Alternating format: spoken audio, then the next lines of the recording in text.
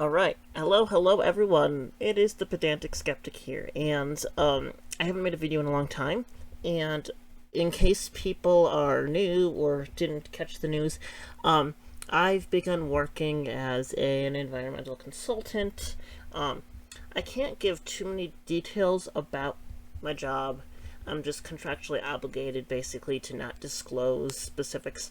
I can give you a general idea. Basically, I go into remote areas wherever I'm needed with a group of people, and we look at plants. We catalog them, so we have a list of what plants were encountered.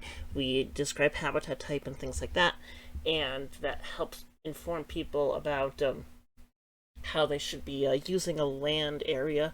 Um, Particularly, we're looking for invasive or endangered species. And so that's the gist of what I've been doing for this summer. Now, I've been home for about 2 weeks. Tomorrow, actually, I'm heading back out into the field for the rest of the summer, basically. And when I first got home, our Wi-Fi was out, so I wasn't really able to make any new content while I was home. I've also been just really busy with a bunch of other stuff, just cleaning up and taking care of stuff for my absence. But it was just weird. The Wi-Fi people shut off the Wi-Fi because my old roommate moved out and it was just me, so we changed the Wi-Fi to my name. And for some reason there was a miscommunication. They thought they had to come replace the modem, so they shut off our Wi-Fi and they couldn't get out to actually do the Wi-Fi swap for 9 days, which was really annoying. And so yesterday they came over and they're like, I don't know why they sent me out here when you just needed to have your name changed on this, but they fixed it, so now the Wi-Fi is back up and running. So I thought I would make a response video to a channel called We Are One Youth. It is a Christian channel with almost 2,000 subscribers. Today we're going to start responding to a video called Why Christianity. It's Collision Don't Apologize Session 4 with Steve Christ. It's honestly, I don't know why people choose Christianity over other religions, so maybe this video will give us some resolution. Remember that I always go into these things blind, so maybe I'm going to be disappointed, maybe it's not going to have substance. I don't know. Let's keep an open mind and see what's up. Rapo Kia or Grand Kia. We're all about... Man, guys, One sec. There we go. I am so tired. Same. I didn't sleep really well last night. Actually, I tried to go to bed. There's a new Netflix series called Painkiller that I've been watching. And then I found they had Borat on Hulu. I love Borat, so I was watching Borat and Painkiller for half the night because I couldn't sleep. And then I got up this morning. Well, I really didn't get up. I got out of bed. I got my meds refilled at the pharmacy, and I got a Diefenbachia, which is gorgeous. And then I napped for most of the afternoon, and I just have been cleaning up some containers from my tadpoles and everything. You know, I think that one of the things I've learned from just being out in the field all summer is that sometimes the best thing for you is, a 10-mile hike to clear your head.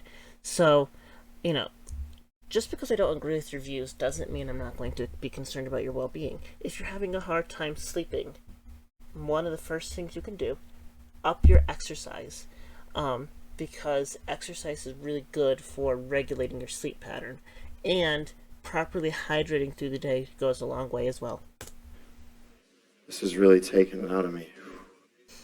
Hope I have enough to get it. Psych! Okay, I feel great. I'm gonna level with you. I didn't sleep great because we're at camp, but I feel great. I sleep a lot better when I'm camping than when I've been camping all summer.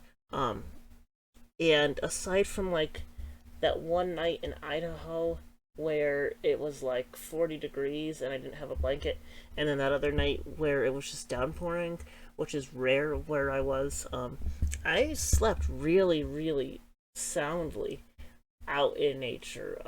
Camping is so peaceful. And I feel excited to share this. So I need you to at least feign excitement. Do you know the word feign? Yes, it means to exhibit without necessarily actually being. It means to fake, basically. There's a type of beetle called a death feigning beetle, and it plays dead when it's threatened. Could you pick it up from the context clues? Anybody give me your best guess of the definition? Sure. Okay. So there's going to be some things that we're going to talk about that I'm going to do my best. If I say a word that I recognize may not be understood by everyone, I'm going to backtrack and I'm going to try to explain it. If I don't, go back and listen online or try to pick it up from the context clues. Nudge your neighbor. Hey, if I see a nudge, what does that mean? That's participation. I'm cool with that. That's better than... I'm not going to name any names, but there were some people that were dead asleep last night. I almost went up and prayed resurrection over their bodies because I was beginning to get concerned. So let's get into it. What do you believe? I think that's really what we're grappling with as we tear. So the question, first, what I believe in terms of what? Because if you ask me what I believe in terms of the best plant for indoor growing or the best fruit to eat, my answer is going to vary from the answer of a different person. If you're wondering about God belief, that's going to be a different story. If you're wondering about how I feel about, famous murder cases or cold cases or whatever. Apart this weekend. So we walk through this weekend, some of the things we're breaking apart is ultimately what is the foundation of what you believe? And I want to use a specific word together as we unpack this. What is your worldview? Guys, can we start? Ready? So we're going to do the context clue thing we were just talking about. You ready? What do you think worldview means? What? You guys are so smart. You guys are literally like geniuses. Pat yourself. I am so excited for this. Okay, that's perfect. We're going to go there.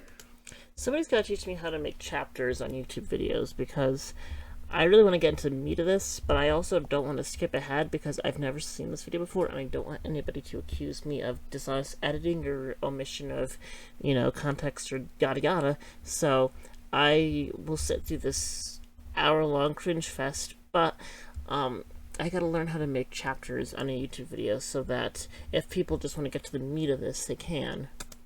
Your worldview is your view of the world. I would like to give you a slightly more, a slightly bigger definition. Let me push my glasses up real quick. Your worldview is, a comprehensive philosophy of the universe and humanity's relation to it. Now, I'm totally cool with your view of the world because I think it actually that'll seat in your mind and you won't forget it. But I want to tear apart this concept of what is your view of the world? What is your all-encompassing, that's what comprehensive means, what is your all-encompassing philosophy of the universe and how humanity relates to it? One of the things that gets really uncomfortable for people right off the bat is the fact that there is pink shedding hairs at the front of the altar, and I'm going to breeze past that. People get really uncomfortable when we start talking about worldviews, when we talk about religion, when we talk about sort of ideologies. So, I'm not uncomfortable with it because I'm not insecure about my convictions. Now, can my mind be changed if presented with decent evidence? Yes. But that's not an insecurity. That is me having the desire to not really know for sure, but to go where the evidence leads and to not make presumptions that aren't backed in reality.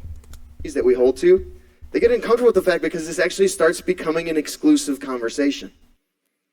It starts to feel like we're being arrogant to choose one thing because that means we're rejecting all other things. It's arrogant if it's not grounded in empirical data, evidential reality, things like that, yes.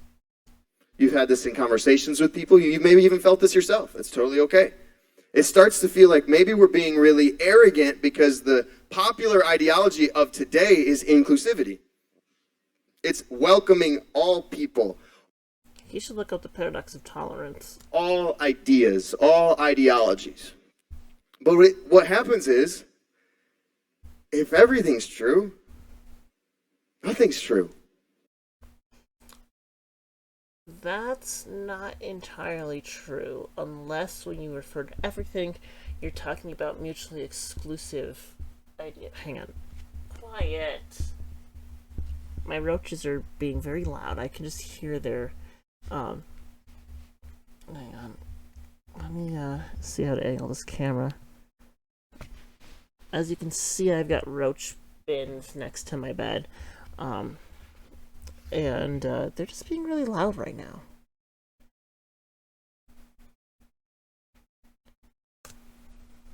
Right? If we accept all ideas, if all paths lead to God and there's nothing different between Buddhism, Islam, and Christianity, then why do we even have those words? Like, what's the purpose of that word in the English language if we could just call it guys, dudes? Just religion could just be the word that encompasses everything that everybody believes. So he does realize there are people that believe that, like all religions are correct to at least some extent. He does realize that there are, it's not universalists. I don't know. Is it universalists? I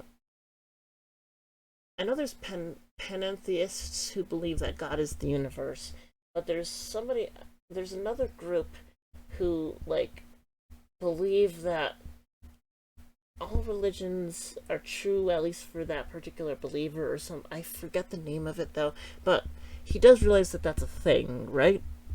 It really doesn't matter what you sort of piece apart from that. But the reality is, you have to become comfortable with exclusivity in this conversation. You have to become comfortable with the reality that there are boundaries and barriers separating you from others. In your thought process, let me put it that way, in the way we think and the way we see the world.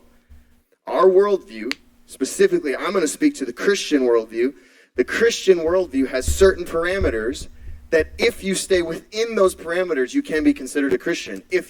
So, we're going to get to that in a minute, but my question for this dude is, for Steve here, is where does the delineation fall? Because there are different sects of Christianity that have totally opposing views about very specific things. And is he going to narrow down Christianity to the extent where he excludes certain groups? Or are the minimal, kind of tenets of Christianity going to be the kind of cutoff point here?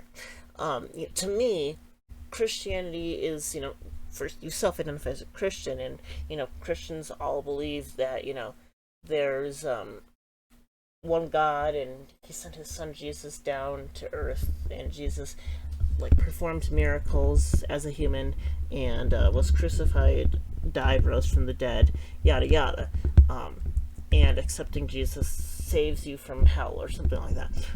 That's kind of the bare minimum for Christianity. And then within different sections of Christianity, you get into more specific things, such as, is homosexuality wrong? Is abortion wrong? Is, whatever, are the Old Testament laws still relevant to today? All these other things. And different Christian sects have different answers to those questions. If you do not, you are not. And what we're seeing right now is a lot of people going, well, I'm a Christian, but I believe this. I've told Progression this story many times, but my wife's uncle, who was a Methodist pastor for many years, he had this Sunday school teacher that had been teaching Sunday school for 30 years. And one day he had a conversation with her, and she was like, well, I don't believe that Jesus literally rose from the dead. I feel like it's more of a metaphor. And I think in the Bible there was no technical mention of a bodily resurrection, but that's neither here nor there. I guess it really depends on how you define Jesus resurrecting. If there's no need for a physical body to be animated for a resurrection to occur, I mean, these people presumably believe that there's such thing as a soul, and that soul leaves the earth when the body dies. I don't know. It's just really, like, hard to parse out. He was like, huh? She's like, yeah, I just think it was more of kind of like a figure of speech. Excuse me, you're teaching Sunday school at our church for like 3 decades? If you don't believe Jesus died and rose from the dead, you are not a Christian. Okay, and I'm not like up here trying to like scare you. If you have some doubts about things, that is totally okay. Truly, like the point of these conversations is we want to make sure that you have some answers to your own questions, as well as you have some answers to the questions others are going to ask you. So doubt is not the same thing as like, I have come to believe Jesus did not raise from the dead. If you do not believe Jesus resurrected, which was one of his most foundational claims, is what PD talked about last night, it is the foundation of Christianity. Yes, I would agree. Well, I'd say the foundation of Christianity would be, you know, like the fall in the Garden of Eden, original sin, and all that bullshit, because without that, you wouldn't have a need for Jesus. But you have to then define resurrection as a literal bodily, you know, physical presence after death, you know, reanimation of a body.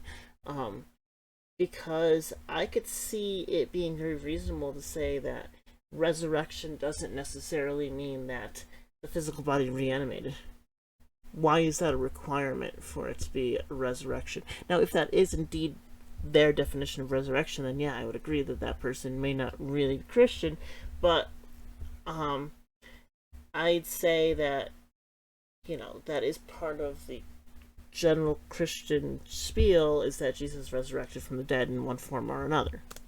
Paul says, if Christ did not raise from the dead, we are most of all to be sympathized with. Like, you should have compassion on us because we're wasting our lives if he didn't raise from the dead, so you're not a Christian.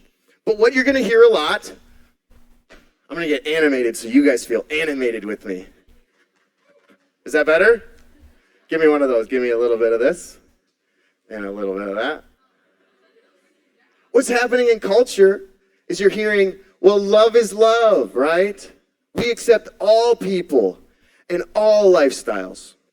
Okay, so just think about this. Love is love. We accept all people and all lifestyles. That's what... I hope he's not going where I think he's going. But let me just set this up. He might be going to compare homosexuality and other things like that to pedophilia, and the commonly held cutoff is consent. And because children can't consent to relationships with adults, people don't accept that as love or anything like that. Okay? But there are different types of love. So, you know, I love my dog. It doesn't mean I have sexual feelings for my dog. It means that I have, you know, kind of a desire to nurture my dog, not, you know, anything like I would feel for a partner, for example. And so you have to not only delineate between what type of love you're talking about, because this rhetoric gets dangerous, because there are some people that don't believe in like single parenthood, or that believe that, you know, men can't necessarily raise children on their own. And that can cause a lot of problems for human rights. And so it's not just about, you know, whether two men want to get married. It's also about, you know, if a single male wants to adopt a child, there are people out there who believe that he doesn't have the ability to love and nurture a child like a woman would, which is problematic. That's what it's all about, is inclusivity. And you come in and they're like, hey, what do you believe about love? And you're like, well, I believe in the traditional biblical definition of love, that marriage is between a man and a woman. And they go, you're not a part of our group. So I think that, generally speaking, if you just hold the belief that gay people shouldn't get married, people aren't going to outright shun you. One, because they want to convince you otherwise in general, and two, because for a lot of people that's not a deal breaker. Now, there are people who that is a deal breaker for. If you simply don't believe that gay people should get married, you're probably not going to get horribly shunned. Now, if you're a person who believes, like, gay people should be stoned to death or whatever else, then yeah, you might experience some shunning. So, it really depends on what you do with that particular belief. So, simply not agreeing with gay marriage isn't always a deal breaker in a social context. Whether or not it should be is a different discussion, but the truth of the matter is it's not really that much of a deal breaker. Right? If you go to a Muslim and you're like, hi, I believe in the God of Abraham. They're like, yes, me too. And the God of Isaac, yeah, let's go. And the God of Jacob, whoa, nope, back up. Because they don't believe in the God of Jacob, they believe in the God of Esau. And you're being sold the lie on a consistent daily basis that every worldview is valid and that your goal should be to find a way to sort of universalize and just bring them all together. There are literally people who do that. That when you start creating exclusivity, what you're doing is you're actually breaching your opportunity to be able to love or experience more things with more people. So, I have a couple questions for this person. So first of all, the video is Why Christianity, so presumably we're going to be given a case for why Christianity makes more sense than all the other religions, right? Now, whether or not that happens, I don't know, but we're 7.5 minutes in.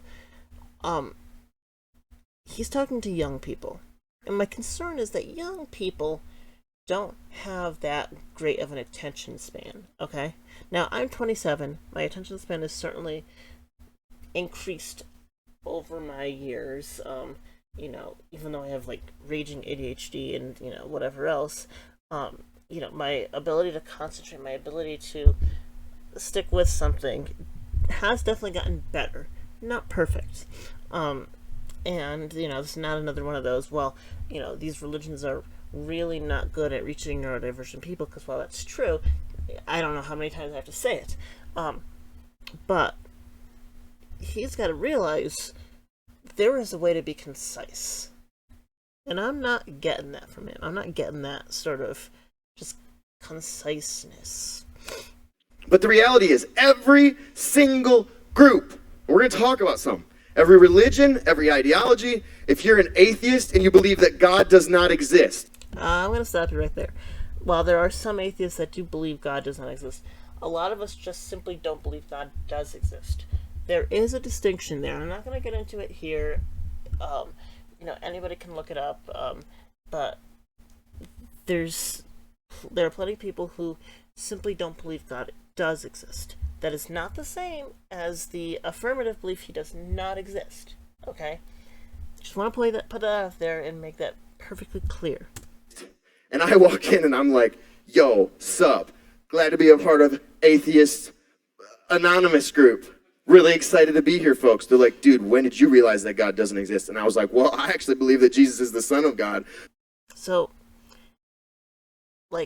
really, atheists don't do that. Now, when I was a freshman and sophomore in college, I did 3 years in undergrad because I had so many AP credits. I skipped a year of college, but I had 3 years in undergrad, and I was part of the Secular Student Alliance at my school, and we, there were about 30 of us in the group. Now, does that mean that only 30 of the students at the University of Rhode Island were atheists? No. If you're wondering, okay, there's an atheist group on campus. Not everybody who's atheist is going to go to it, because one, you're not forced to go or obligated or anything like that. Two, it's not the only group on campus. I'm sure plenty of, atheistic folks will be doing other things during that meeting time. 3, not everybody's outwardly social. And, one of the things that a lot of us had in common was we grouped together because we personally had been harmed by religious ideology or zealots and things like that. Whereas, fortunately for a lot of people in New England, they're just not raised in religious households in the first place, and they're not necessarily put through the ringer in the same way. So, one of the things you have to realize is pick a state, any state. You're going to have a college in that state where a huge majority of that college's undergrad population, when you get into grad school, it's a different game, but a huge portion of that undergrad population is going to be from that state. So most of us at the University of Rhode Island were from Rhode Island or Connecticut. Now, I'm from Connecticut, so Rhode Island's a tiny state, so it's not unreasonable for a shit ton of the University of Rhode Island students to either be from Southern Massachusetts or somewhere in Connecticut, but there were still a shit ton of them from Rhode Island. There weren't very many Rhode Island natives in the secular group, even though Rhode Island, Connecticut, Vermont, and some of those other New England states are among the least religious states in the nation. So, you can imagine there's a huge influx of students in a secular state in a public school. A lot of them were probably raised secular, so they're not necessarily in need of a secular community.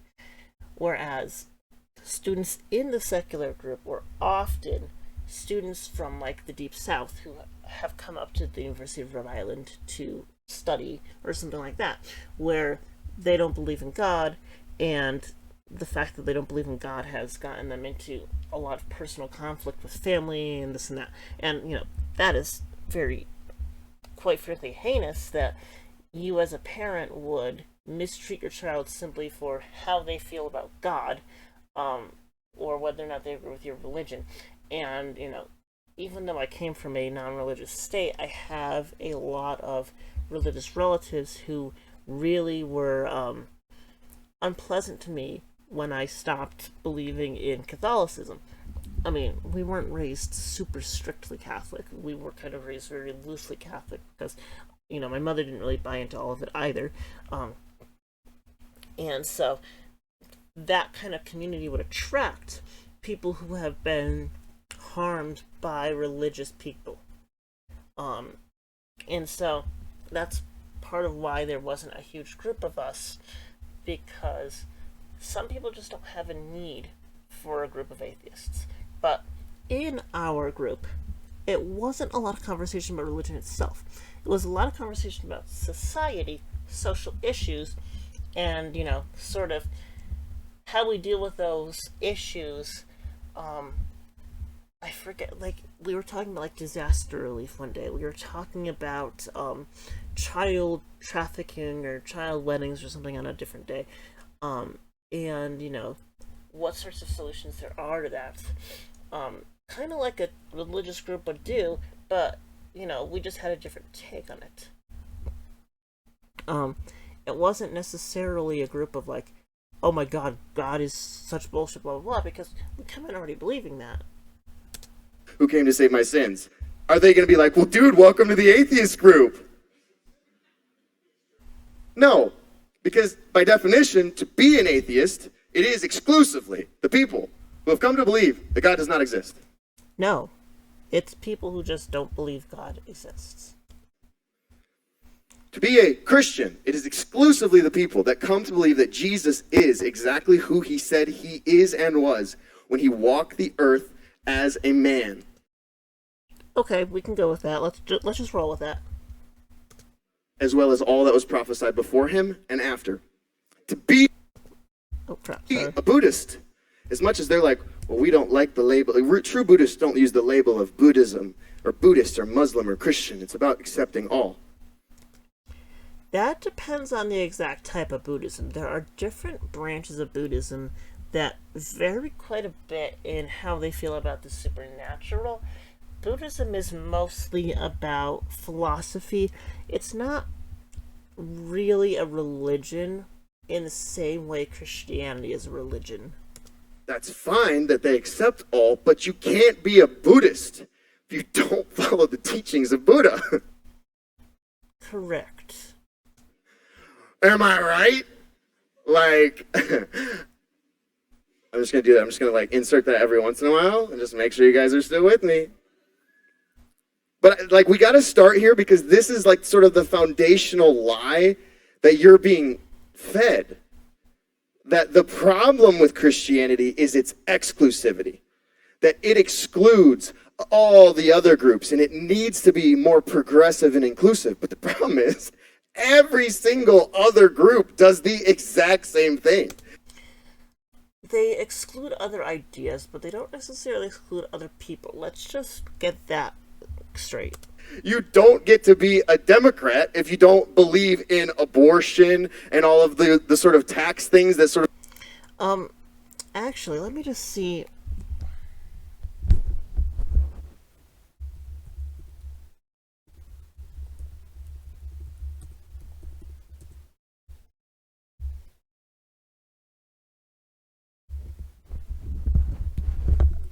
Alright, let's see.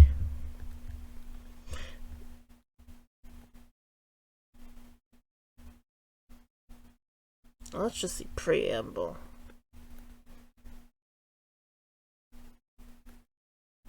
Alright.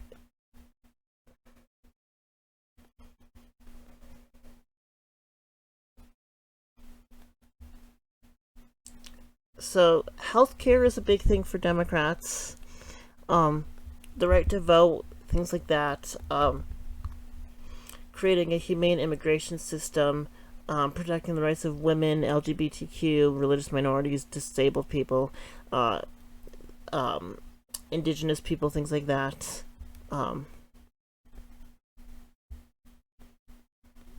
World-class education. Big thing with Democrats is educational reform. Human rights. So, let's just actually see here the issues.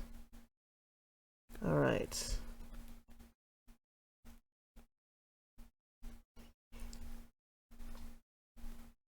So,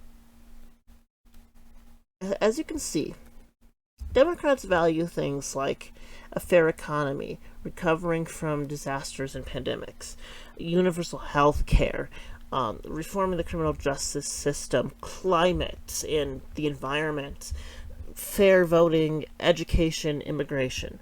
So, I'm sure within the healthcare, reproductive rights are going to be in there, but you don't necessarily have to be pro-choice to be a Democrat.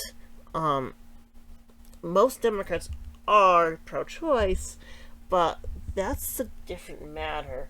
I would think it's completely within, a democratic philosophy to believe in, birth control and preventive measures, but not abortion. Whether or not any actual Democrats believe that is a different story, but that doesn't necessarily, define a Democrat. Sort of label you Democrat and love, LGBTQ, marriage equality. You don't get to label yourself and sort of put on that team jersey if you're not willing to participate as part of the team the way the team participates.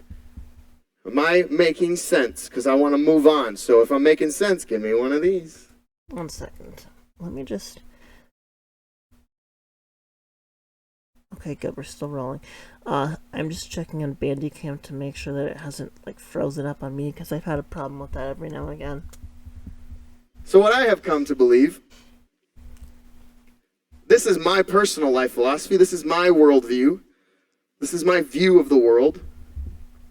I have come to believe that Christianity is the definitively singular, consistent, thorough, and superior worldview. I hope he goes through all of these. I would like to see why he believes that. Let's see if he can get me on board. Let's see if he can convince me. This is what I have come to believe.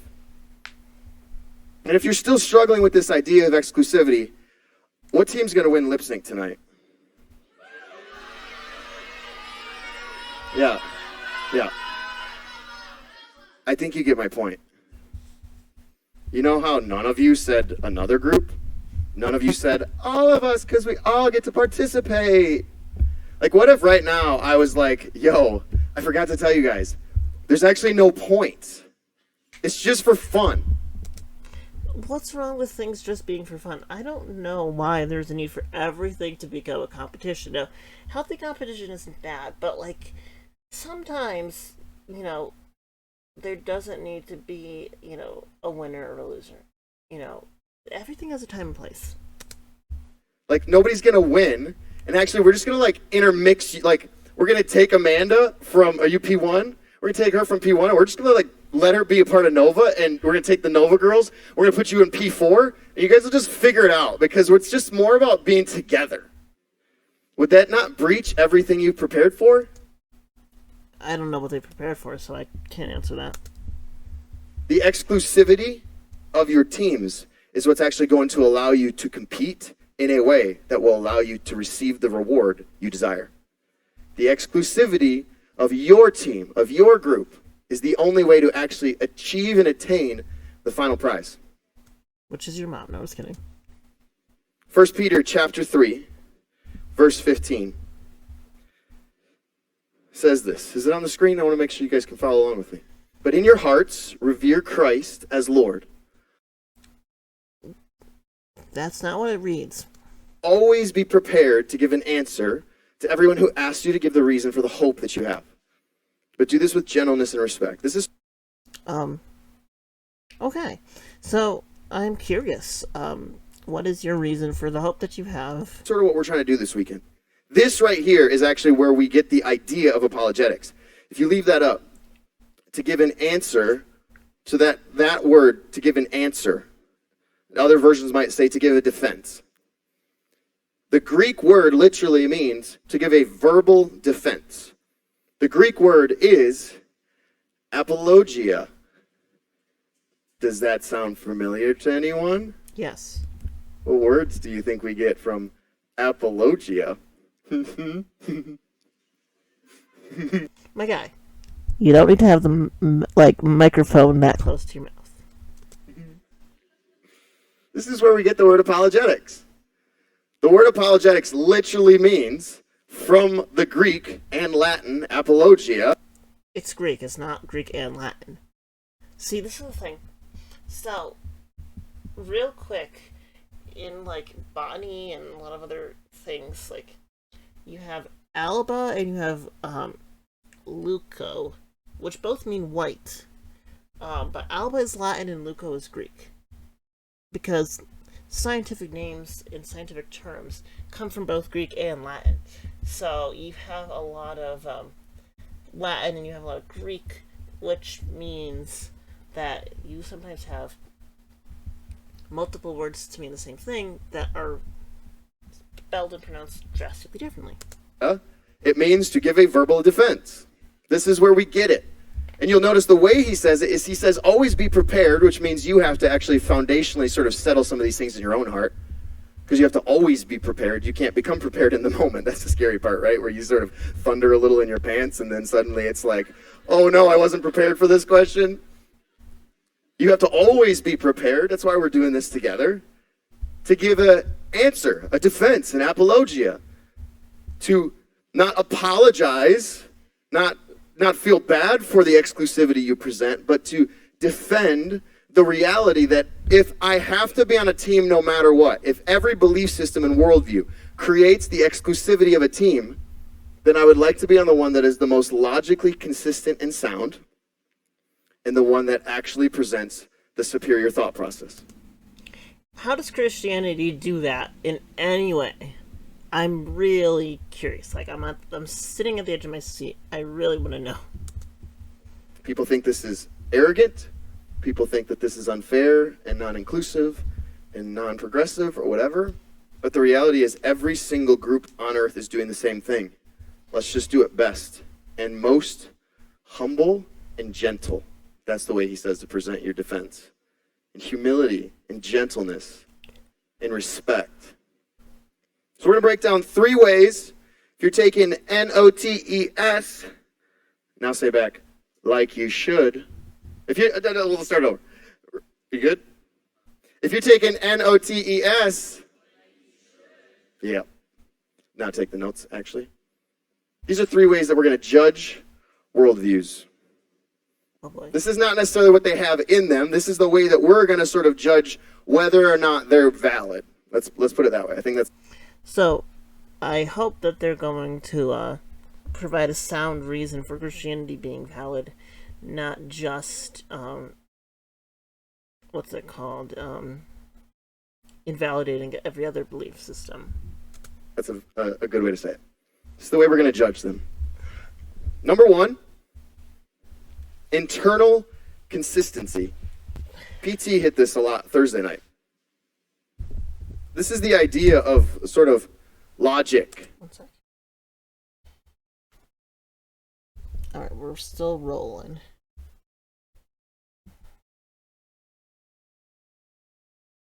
Come on. Jesus Christ. I love logic. Logic is like the way that I think. I don't think with a lot of emotion. I'm an emotional person, but my thought process tends not to be emotional. My thought process tends to be, that doesn't make sense. You just said that thing, but you're also trying to say that other thing, and those 2 things don't make sense together. And if I can't get over the hurdle of logic, like I truly believe that like the truest logic continually unravels until it reveals God. I feel like God is like onions. Right? Where my Shrek people at? Shrek.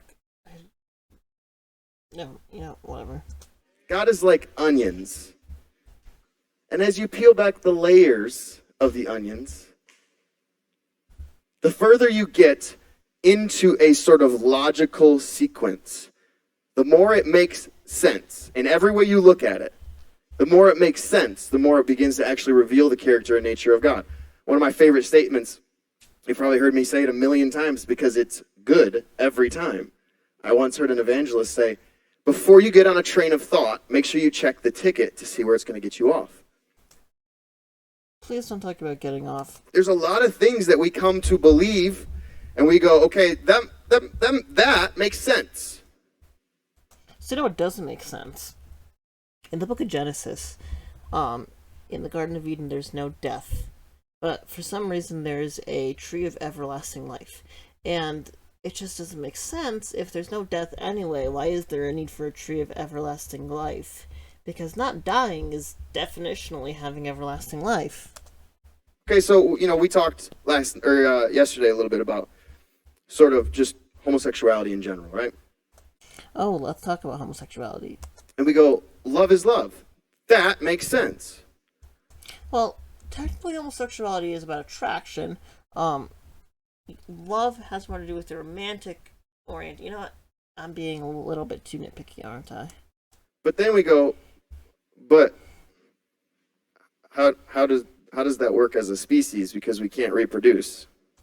So, one of the things that you have to realize is that not every interaction has to be inherently reproductive.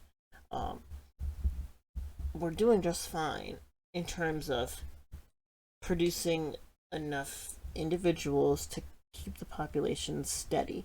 We have a serious problem with our population going up, and just not stopping. We don't need every person who is ever produced to replicate themselves. That is just not necessary. So the species can continue even if a significant portion don't actually reproduce. So here's an example.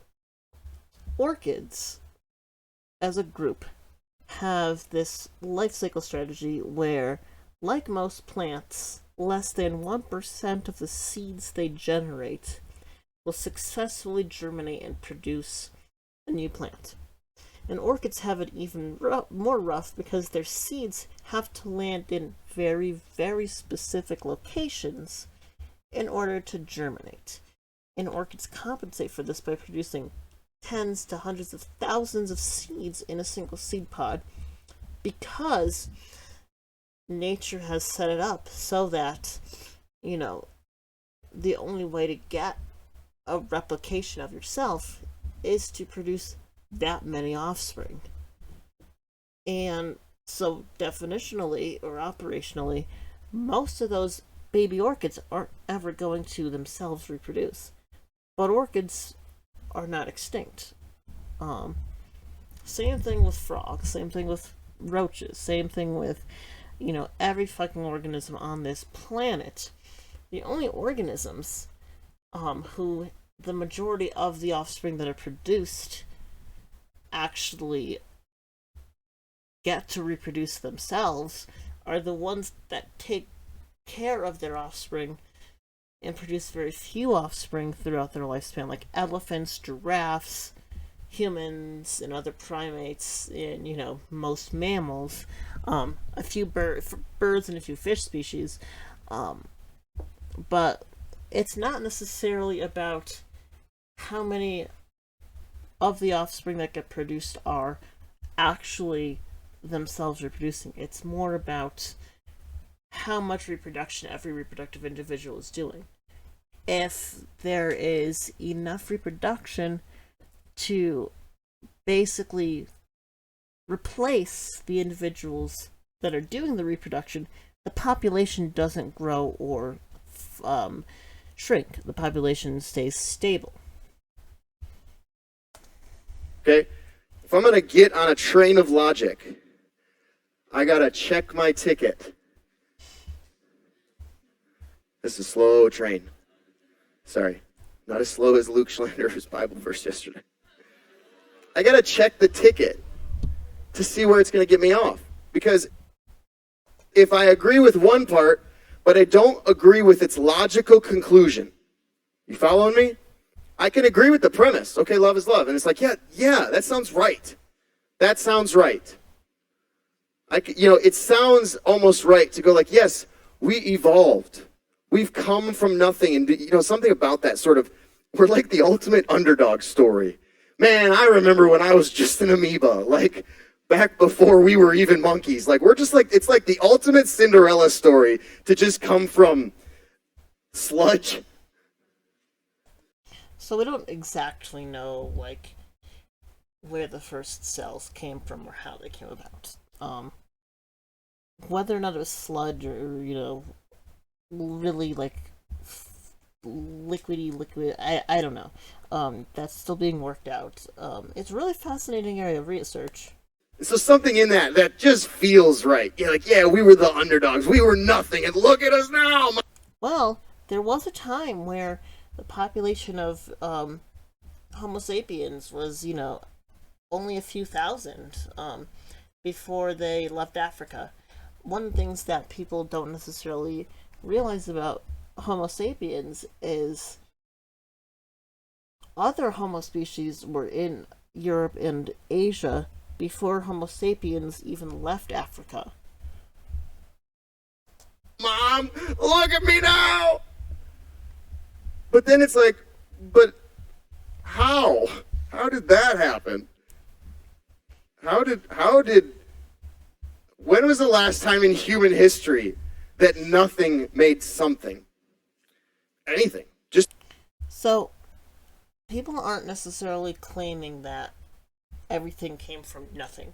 It really depends, A, on your definition of nothing, and B, on who you're talking to, as far as what they propose about the beginnings of the universe, the beginnings of life, this and that.